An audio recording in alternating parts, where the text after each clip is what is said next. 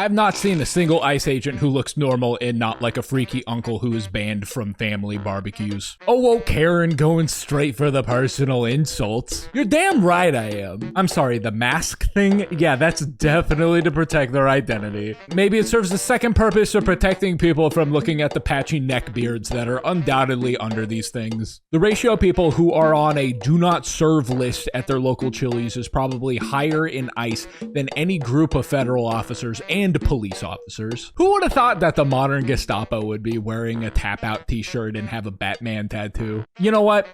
They could do a little less advertising because they're deploying the show don't tell model of getting the word out. I believe that they're taking anyone. I believe that they're casting a wide net because what the hell is this? They look like normal people who got into a Cronenberg telepod machine with a Thanksgiving turkey. And if they do look ripped or whatever, they look like they crawled out of Liver King's fart crevice. But a constant is that they all look like they forgot what their children's voices sound like. Those voices have slowly been replaced by the Taco Bell gong.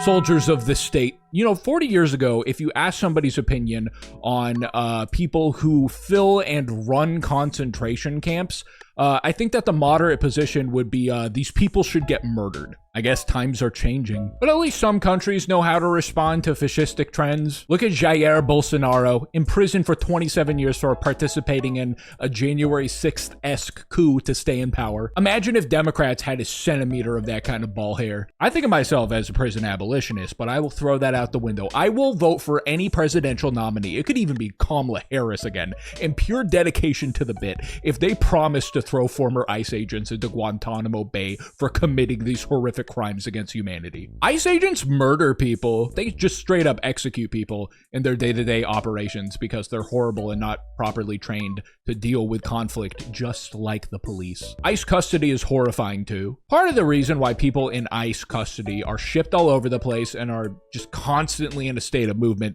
is so that they don't have a chance to talk with their lawyers and their families. They beat the fucking shit out of US citizens who have the audacity to record them and question what they're doing. They seem to deploy an arrest now, ask questions later model of operations. So word of warning, record them from a distance. They will rip your phones out of your hands and throw you to the ground. Probably hold you for like an hour. Part of their tactics is to harass people as they drop their children off at school. Not only that, but they are trying out a new tactic of straight up paying children thousands of dollars to waive their rights and agree to be deported. I am not lying to you. I would canvass for anyone, knock on doors for any politicians you can think of who says that they will punish this kind of behavior and lay the fucking boot down on anyone who willingly engages in these crimes.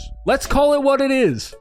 Evil, ghoul activity, and the technology that they are investing in, oh man, it is terrifying. It's unbelievably depressing and scary. A program developed by an Israeli spyware company with a history of being used against journalists and activists that hacks into your phones and leaks private encrypted messages. Swarms of drones, the ability to see through walls, like just straight up military shit. You are the target now. And if anyone still thinks that they're safe just because they're a US citizen, I don't know what to tell you. With the building raids happening in Chicago, with people getting tackled and beaten for just saying, hey, what's going on? With US citizens being pulled over and put into custody for just having an accent and not being white.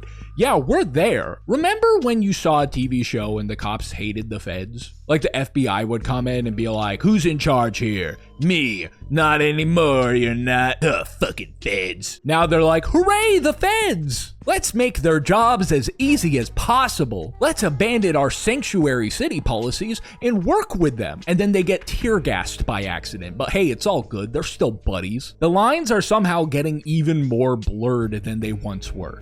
National Guard, ICE, federal agents, they're all doing the jobs that are expected of the police. That is not good. When the military points their guns at citizens, that means that the government is at war with citizens. We have been long living in what I consider a police state. It's just being radically accelerated. And I swear to God, I will be blocking anyone who uses this comment section as an opportunity to shame non-Kamala voters. You know, the decentralized, magical, and convenient group of people who are easier to blame for an election outcome than the actual person running a horrible campaign and failing to get votes. I'm surprised that people still feel satisfaction from doing that. Good God, can you learn to move on? It seems like you're more in the game of telling people online who have anime profile pictures, "I told you so," than actually doing things and caring about these consequences. If you take all third-party votes and gave them to Kamala Harris, which, to be clear, that is not how votes work because you don't give votes away, you need to receive them. But let's pretend like Kamala was entitled to those votes that she didn't get. She still wouldn't have won. She lost for a number of reasons, but just to put this into perspective, I just want you to know what you are saying. You are saying Kamala Harris lost the election because people didn't vote for her when people should have voted for her. That is the most juvenile understanding of electoral politics ever. Y'all are driving me fucking crazy. And I'm sympathetic to this. I understand that it's scary. I understand struggling with who to blame besides the Democrats for like a month or two, but it's almost been a year. It is getting obsessive and weird at this point. And also, these people conveniently forgot what they once openly cheered and supported from Democrats, and they don't realize how hypocritical